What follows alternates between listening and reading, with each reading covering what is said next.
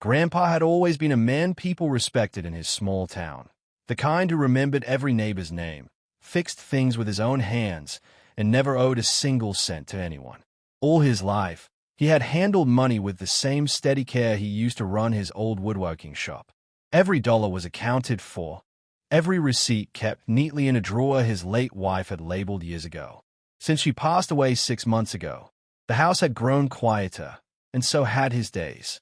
He still followed his routines: breakfast at 7, a slow walk to the corner store, the occasional visit to the bank to keep his affairs in order. Just 2 weeks earlier, he had completed what he thought was the last of the necessary paperwork after her death. He'd closed a joint account, updated his will, and made sure his finances were secure. At least, that's what he believed. Then, one Thursday morning, the phone rang. It was the bank.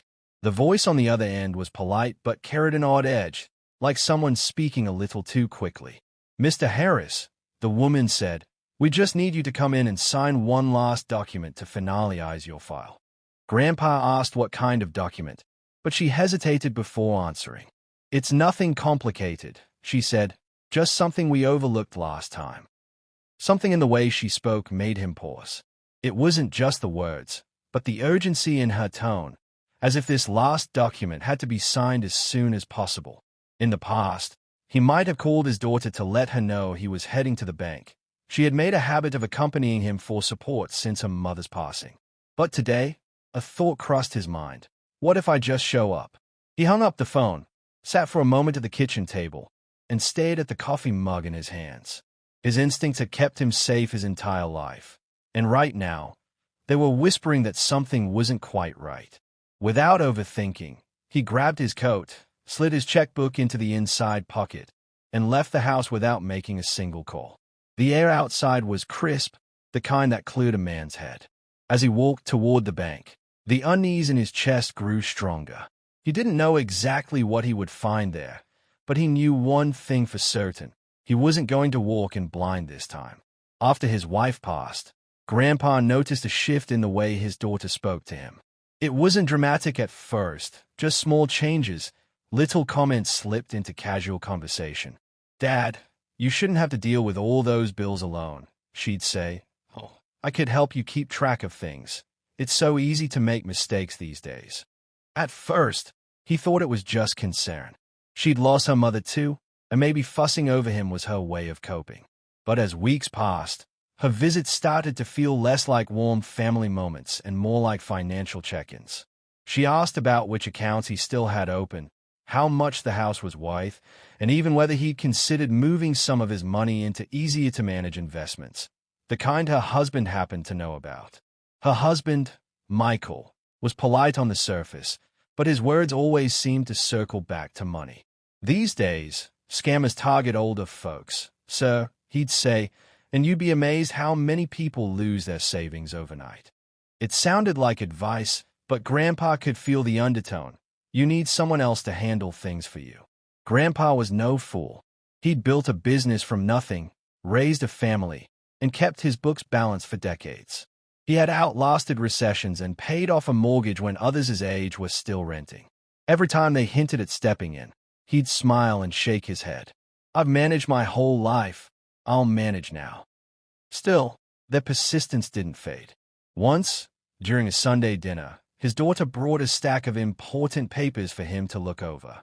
"It's just some authorizations," she said casually. But when he glanced at them, he saw legal terms that made his stomach tighten. Words like power of attorney and financial management rights. He handed them back untouched, pretending not to notice. After that, there was a subtle chill in the air. She visited less often unless it was about money, and Michael's smiles became tighter, his tone more clipped. Grandpa sensed they didn't like hearing no, but he didn't care. His finances were his business, and he wasn't ready to hand over control to anyone, not even his own family. That was the thought still lingering in the back of his mind the morning the bank called. The bell above the glass doors chimed as Grandpa stepped into the bank, the familiar scent of polished wood and faint printer ink meeting him like an old acquaintance. He had been coming here for decades, long enough that most of the staff knew him by name. Normally, a couple of tellers would wave or offer a warm "Good morning, Mr. Harris." Today was different. He gave a polite nod to the receptionist, but her smile was delayed, almost forced, as if she'd been caught off guard. The lobby, usually a hum of quiet conversation and the soft clicking of keyboards, felt heavier somehow. People were talking in hushed tones, glancing toward the far hallway. Grandpa slowed his steps, scanning the room. Something was off. The young teller he'd known since she started 3 years ago avoided his gaze entirely, pretending to organize some papers that didn't seem to need organizing. Across the floor, a bank officer, one of the senior staff, looked up from behind her desk, and her eyes went wide the moment she saw him. She rose from her chair, moving toward him quickly but without the usual cheerful energy. "Oh, Mr. Harris," she began, her voice too careful. We didn't expect you today." He studied her face. The tone wasn't one of annoyance, but of surprise, maybe even concern. "Why's that?" he asked, keeping his voice steady. She hesitated, glancing toward the hallway again before answering. "It's just, I thought your daughter was handling everything this morning." The words landed like a cold drop of water down his spine. This morning, he hadn't told his daughter he was coming, hadn't even mentioned the call from the bank. If she was here, it wasn't because of him. Grandpa didn't break eye contact. "Well," he said slowly, "I'm here now. Maybe you can point me to where she is." The bank officer shifted uncomfortably. "They're in the manager's office." She said it in a way that made the word they stand out like a warning. Grandpa's grip on his coat tightened. Without another word, he started down the hallway, the officer's footsteps trailing behind him like a reluctant shadow. As Grandpa neared the end of the hallway, the carpet muffling his steps, the low hum of conversation began to take shape into distinct voices. The door to the bank manager's office was closed, but the sound carried, the kind of sound people think they're keeping private but isn't quite low enough. He slowed his pace, letting the words slip through the narrow space between door and frame. The first voice he heard was unmistakable, his daughter's, but it wasn't her usual warm, slightly rushed tone she used with him. This voice was measured, professional, as if she were in a meeting, not a personal conversation. "Yes, we just want to make sure everything is handled before anything happens." Her choice of words pricked at his gut. "Before anything happens." A moment later came Michael's voice, steady but carrying an edge of impatience. "He's not in a state to handle his affairs anymore. We've already spoken to the doctor, and he agrees. This is just for his protection." Grandpa's jaw tightened. They were talking about him. The bank manager's voice was more cautious. "I understand, but we still need him to either be present or have legal documentation proving his incapacity before we can." "That's what these forms are for," Michael interrupted. "Once you process them, we'll have authority to manage his accounts. It'll be easier for everyone."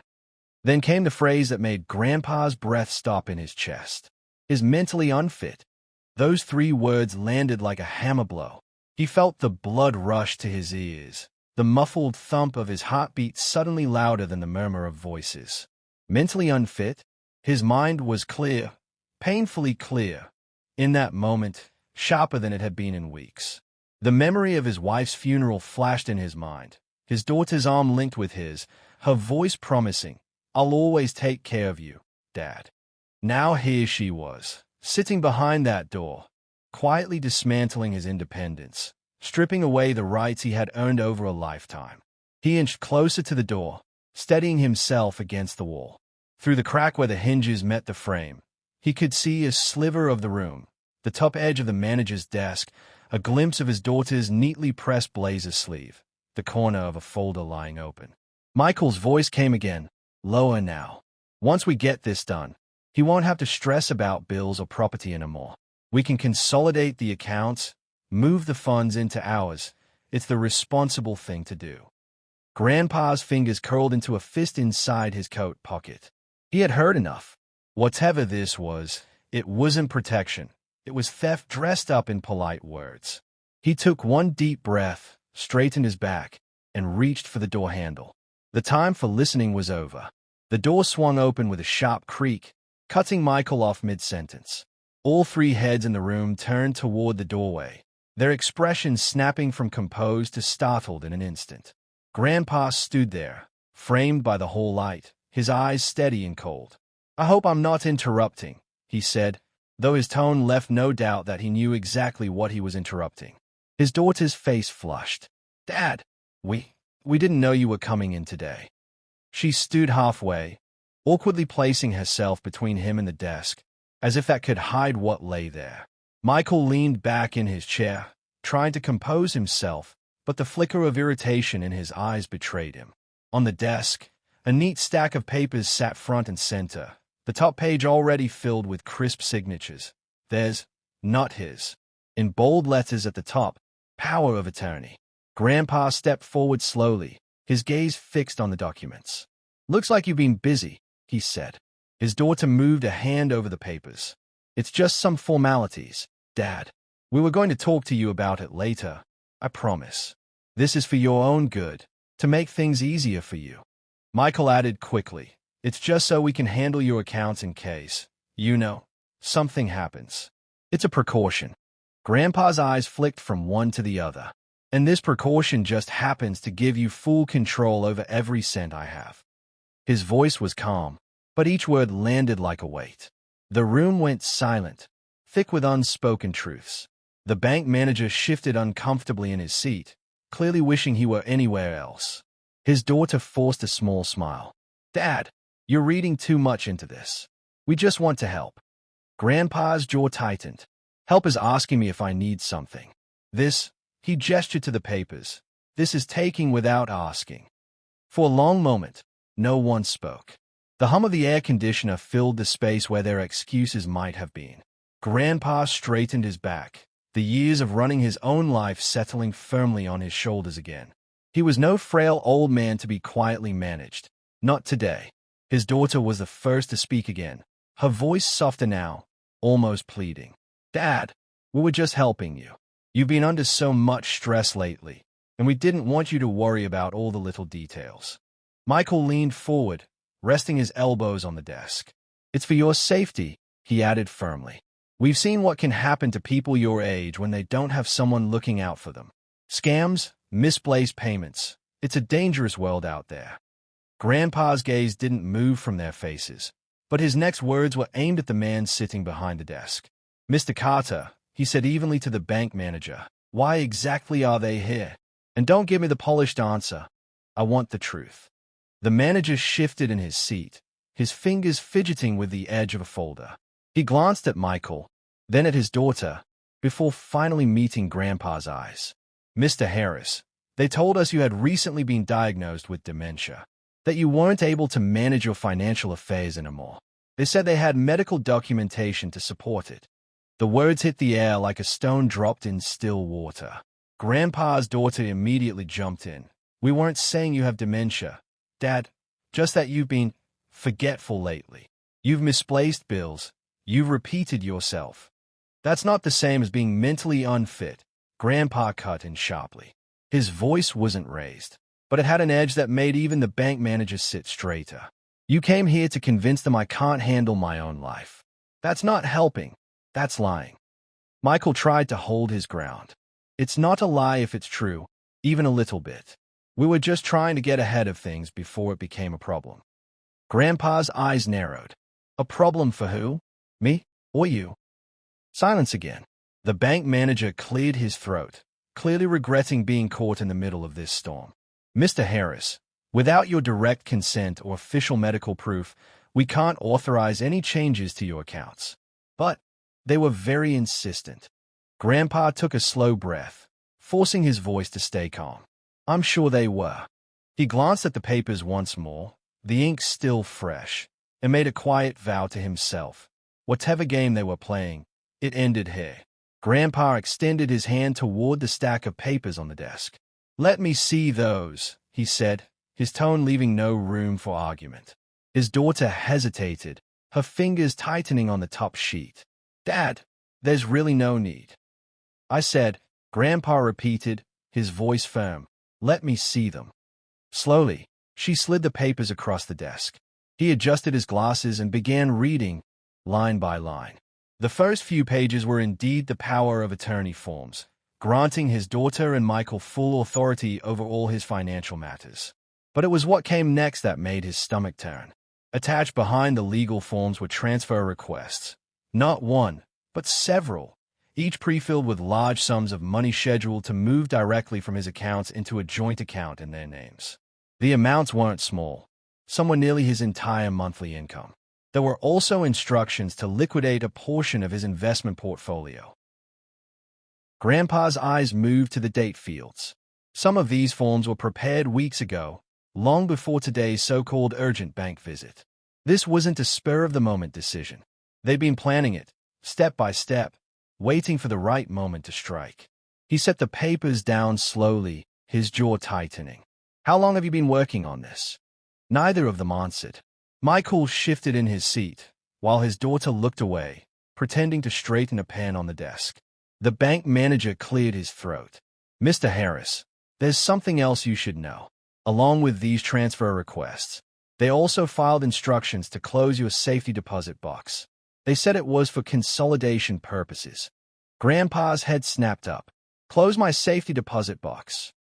That box wasn't just for valuables. It held his late wife's wedding ring, letters they'd exchanged during their courtship, and a deed to the cabin he'd built with his own hands.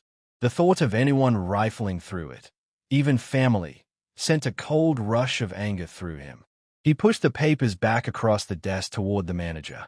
"These are void," he said flatly, "effective immediately." Then, turning to his daughter and son-in-law, his voice dropped to something even colder. "You weren't protecting me. You were robbing me." Grandpa leaned forward in his chair, eyes locked on the bank manager. "Here's what we're going to do," he said, his voice steady but carrying the weight of finality. "Freeze every one of my accounts. Checking, savings, investments, all of them. Effective immediately." The bank manager hesitated. "Sir, that would mean—" "I know exactly what it means," Grandpa interrupted. "It means nobody touches a cent without me standing right here to approve it. And while you're at it, cancel every pending authorization they've submitted. Every transfer request, every change of ownership form, every single thing with their signatures on it." Mr. Carter nodded quickly, reaching for his keyboard. "Yes, sir. I'll process that right away." Grandpa wasn't finished, and I want it in writing. A full statement confirming my accounts are frozen, and a copy of every form they tried to push through today. I'm not leaving without it. From beside him, his daughter's voice broke through, trembling. "Dad, please. You're overreacting. We were just trying to help. You're making it sound like we're criminals." Grandpa turned his head slowly, meeting her teary gaze. "I'm calling it like I see it." She sniffed, dabbing her eyes with the corner of a tissue. "This is going to cause so much tension in the family. Michael and I." "Michael and you," Grandpa cut in sharply, "just tried to take everything I worked my whole life for. If that causes tension, so be it." Michael's jaw clenched, but he didn't speak. His silence was almost louder than words, as if he knew there was no talking his way out of this now. The rhythmic tapping of the bank manager's keyboard filled the tense air. Finally, he looked up. "It's done, Mr. Harris. All accounts frozen, all pending authorizations canceled. I'll have printed confirmation for you in a few minutes." Grandpa leaned back, releasing a slow breath. It wasn't victory, not yet, but it was a line drawn in the sand. They wouldn't be able to touch his money, not today, and not without a fight. His daughter's quiet sobs filled the space between them, but Grandpa didn't flinch. This wasn't about hurting her feelings. This was about survival, and taking back what was his. When the bank manager stepped out to fetch the printed confirmation, Grandpa rose from his chair. The walls of the manager's office suddenly felt too close, the air too thick. He opened the door and walked into the hallway, his daughter and son-in-law trailing behind him like shadows. The moment they emerged, the atmosphere in the bank shifted. Conversations hushed. Customers glanced up from their seats. A few tellers stopped mid-transaction, their eyes following the unusual procession. It wasn't every day a meeting in the manager's office ended with flushed faces and tense footsteps. Halfway through the lobby, Grandpa stopped. His voice, calm and contained moments ago, rose with a sudden sharpness that cut through the quiet. You tried to steal from me in broad daylight, he said, his words ringing out across the polished floor. Every head turned. Michael's face went crimson, his jaw tightening as if to keep from snapping back. His fists clenched at his sides, but he forced a strained smile, aware of the eyes on him. That's not what happened, he muttered through his teeth, though loud enough for people nearby to hear. Grandpa took a step closer, refusing to lower his voice. You came into my bank, told them I was mentally unfit, and tried to move my money into your account. If that's not stealing, you tell me what it is. A murmur ran through the room, and 2 security guards, stationed near the entrance, began walking toward them. Not in a rush, but with the measured pace of people who knew a situation was moments away from getting worse. His daughter stepped forward, her voice low and desperate. Dad, please, people are staring. Her cheeks burned with embarrassment, her eyes darting toward the strangers watching the family drama unfold. Let them stare, Grandpa said. Maybe they'll remember what it looks like when someone stands up for themselves. The guards reached them, positioning themselves just close enough to be a barrier. One of them glanced at Grandpa. Everything all right here, sir? Grandpa nodded once. Everything's fine now. He turned his gaze back to his daughter and Michael. But you two, you're finished here. And with that, he turned away, leaving them in the center of the lobby, the weight of every staring eye pressing down on them. Grandpa's hands gripped the steering wheel tighter than usual as he drove home, the late afternoon light casting long shadows across the road. The words from the bank still echoed in his mind, mentally unfit. He could almost hear his late wife's voice layered over them, from conversations they'd had years ago. They're good kids, but what's your money, she had said once, half laughing, half serious. At the time, he'd brushed it off. Not my daughter, he'd thought. She wouldn't do that. Now, the hollow ache in his chest told him she had been right. The house felt unusually quiet when he stepped inside. He hung his coat, sat at the kitchen table, and stared at nothing for a long moment. The events of the day kept replaying, but now there was an urge to dig deeper, to see if this wasn't the first time they tried something like this. He walked to the study, a room that smelled faintly of paper and cedar. Pulling out an old metal filing cabinet, he slid open the top drawer. The folders were all neatly labeled: mortgage, utilities, investments, correspondence. Starting with his wife's old letters, he sifted through envelopes, some yellowed at the edges. She had written down small notes alongside receipts. Talk to the bank about this withdrawal. Check with accountant on missing transfer. The more he read, the more a knot tightened in his stomach. In statements from the past year, he saw small but frequent transfers to an account with his daughter's name attached. Never large enough to raise alarms, but consistent enough to add up. In the corner of one envelope, his wife had scribbled a date in 2 words. Ask about Michael. That note hit him harder than the numbers. She had suspected him, even then. By the time Grandpa pushed the last folder shut, his jaw was set. They hadn't just tried to take from him today. They'd been chipping away at his trust, bit by bit, for months, maybe longer. And now that he knew, he wasn't going to let it happen again. That evening, Grandpa sat in his armchair with a legal pad on his lap, the desk lamp casting a warm but focused glow over the page. The hurt from the day was still raw, but now there was something else, a sense of clarity. If they had shown him this much greed while he was alive and capable, what would they do when he was gone? The thought made his decision easy. The next morning, he called his lawyer, a man he'd known for over 30 years. I need to change my will, Grandpa said without hesitation. By that afternoon, they were seated in the lawyer's oak-paneled office. Grandpa laid out his plan with calm precision. The bulk of his assets would go to charities close to his heart, the local children's hospital, the Veterans Fund, and the library his wife had loved so much. A portion would be set aside for a few trusted friends who had stood by him without asking for anything. As for family, Grandpa said, leaning back in his chair, only my grandchildren will receive anything, and it will go directly into accounts they can't touch until they are of age. The lawyer raised his eyebrows slightly but nodded, jotting everything down. And the joint accounts? Close them. All of them, Grandpa said. If my daughter or her husband want access to their own money, they can earn it. Over the next few hours, paperwork was signed, notarized, and filed. Each pen stroke felt like another lock on a door they would never again be able to open.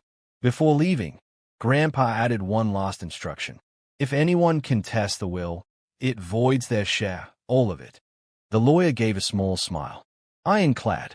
I'll make sure of it.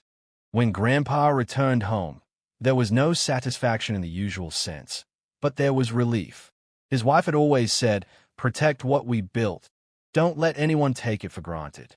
Now, for the first time in months, maybe years, he felt she'd be proud of the steps he'd taken. 2 days later, Grandpa heard the sound of a car pulling into his driveway. He looked out the window and saw his daughter stepping out, a carefully composed smile on her face. Her husband was nowhere to be seen. She knocked softly, almost timidly, and when Grandpa opened the door, she leaned in for a hug. He stepped back just enough to make it awkward. "Dad, I'm so sorry," she began, her voice sweetened with practiced warmth. "We didn't mean for things to get out of hand. It was all just a misunderstanding." Grandpa studied her face, noting the way her eyes kept drifting toward the study, the place she knew he kept his financial files. He didn't interrupt. He'd learned a long time ago that silence often revealed more than questions. Finally, she sighed. "We just thought, maybe we could help you manage things better. It's a lot for one person." Her tone was softer now, but the underlying current was still there, the same careful phrasing she'd used at the bank. "You mean manage it for me, or take it from me?" Grandpa asked, his voice even. Her eyes widened in mock hurt. "Dad, how can you say that? We're family." "Yes," he said, "and family doesn't try to have me declared mentally unfit so they can empty my accounts." Her expression hardened for a split second before she forced it back into something gentler. "I think you're overreacting. We can put this behind us. Maybe we can just stop." Grandpa's tone was firm, final. "I've already changed my will. The accounts you had access to are closed. This conversation isn't about making things right. It's about you realizing you lost the control you thought you had." Her jaw tightened. "So you're cutting me out? After everything?" He stepped toward the door and held it open. "You lost more than my money today," he said quietly. "You lost me." She stood frozen for a moment, as if expecting him to take the words back. When he didn't, she walked past him, the sound of her heels sharp against the floor. The car engine roared to life, and then she was gone. Grandpa closed the door slowly, leaning against it for a moment. The sadness was real. The little girl he'd once carried on his shoulders was now someone he couldn't trust. But beneath that ache was something else, a quiet, steady sense of freedom. His home felt different now, lighter somehow. He knew the road ahead wouldn't be without loneliness, but at least his life, his choices, and his future were once again his own. And in the silence that followed, he could almost hear his wife's voice again. "You did the right thing."